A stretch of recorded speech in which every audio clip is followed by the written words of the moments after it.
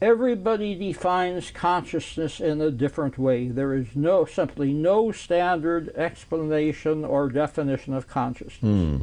Okay. Recently, 3 friends of mine collaborated on a book called What is Consciousness?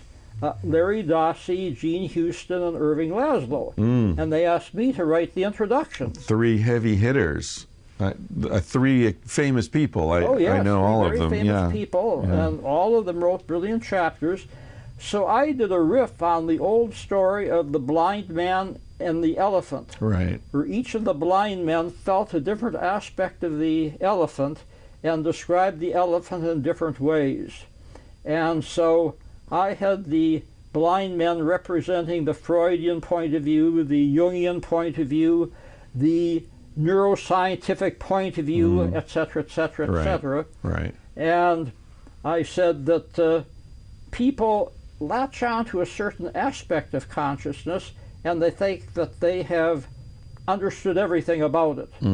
But consciousness studies are really what we call a transdisciplinary area, because they cross disciplines. Not only do they cross disciplines, that's cross-cultural, and they pull together things into a new discipline. So consciousness studies is very demanding. You have to know everything from cultures to neuroscience. Right. Now, let me get back to your question.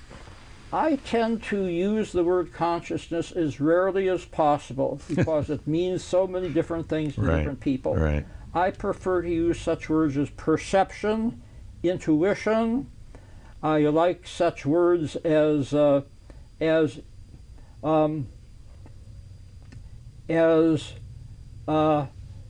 emotion. That's a part of consciousness. Reasoning. I try to be a little bit more specific in terms of the way that I use the term, or people will not know what I'm talking about. Or I simply say, for the purposes of this paper, for this talk, I will define consciousness as a pattern of thinking, feeling, and intention that is manifested by not only humans, but by many other forms of life as well. You anticipated my next question. I was going to ask you if consciousness was taken to be a uniquely human experience, but apparently not. Well, there are some people in this field who have turned the whole thing on its head. Say, no, consciousness does not come from the brain comes from consciousness. Consciousness is fundamental. Consciousness is fundamental in the universe.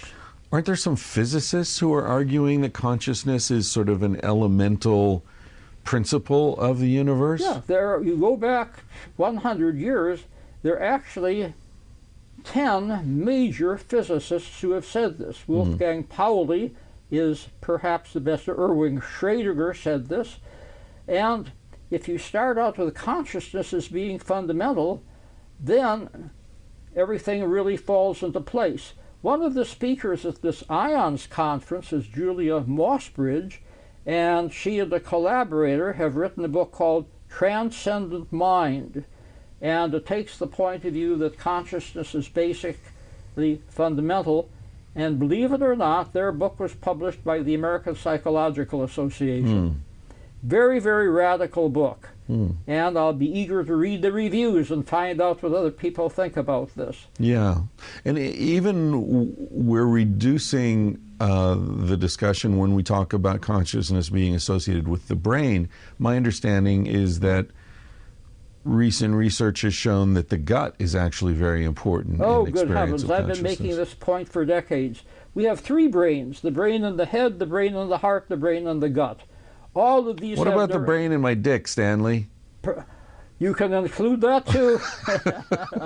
All of these have nerve cells, and all of these have neurotransmitters. All of these have endorphins. So we've got to get away from the position that the brain emanates consciousness. For one thing, if consciousness is fundamental, that comes through. I think we have consciousness throughout the whole body. Right. But primarily in the brain, the butt, and the heart. And then you look at other forms of the life. brain, the gut, and the heart. Yes. You said the butt. Freudian slip. There's a good example. You were talking about the dick. I was talking about the butt. There you go. Well, good heavens, let's face it. Some people have periods of time in their life where their consciousness is focused on the dick and the butt. That's where it is. Absolutely.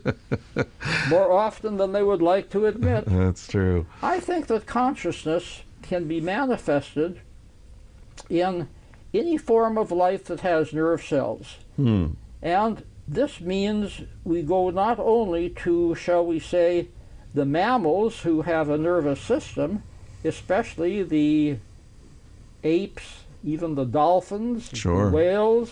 Wait, but I was reading about crows recently. They're crows very are marvelous. intelligent. Crows are very intelligent creatures. Planning, they practice deception. They seem to have what's it called? The sense of the other.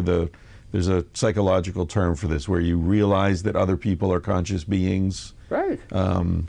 They're fascinating. Anyway, I interrupted you. It's no wonder that the shamans in North America looked at the crow as a very important power animal, because they knew that the crows were very intelligent.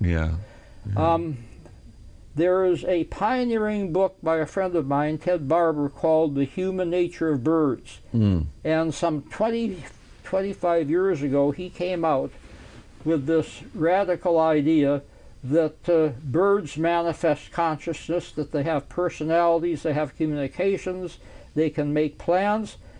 That book sold out immediately, and it's hard to get a copy because it's not reprinted. Really? Yeah, but he was way ahead of his time. And then he wrote a book extending consciousness to other forms of life, and then he died of a brain embolism.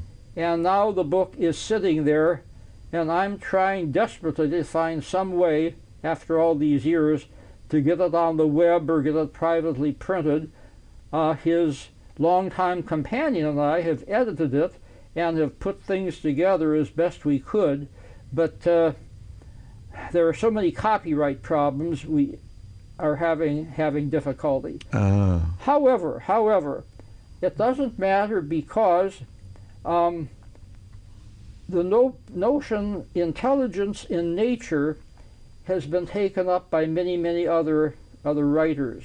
Jeremy Narby, N-A-R-B-Y, wrote an excellent book on this topic, which, again, ahead of its time, but your listeners might look up that book on the internet, and he found intelligence not only in animals and birds, but in plants, in the whole nature. And now there's a whole school of thought saying, the paramecium doesn't have any nerve cells, but the paramecium behaves in ways that look pretty intelligent. Okay, all of this is underscoring the hypothesis that consciousness is basic, intention is basic, that the whole universe is some sort of organism that behaves in an intelligent, coordinated way. Many people, traditionally in the Western societies, look at God as being something above and beyond. I think a better case can be made that God is within and below, and that we've been not only looking for consciousness in the wrong place, we've been looking for God in the wrong place.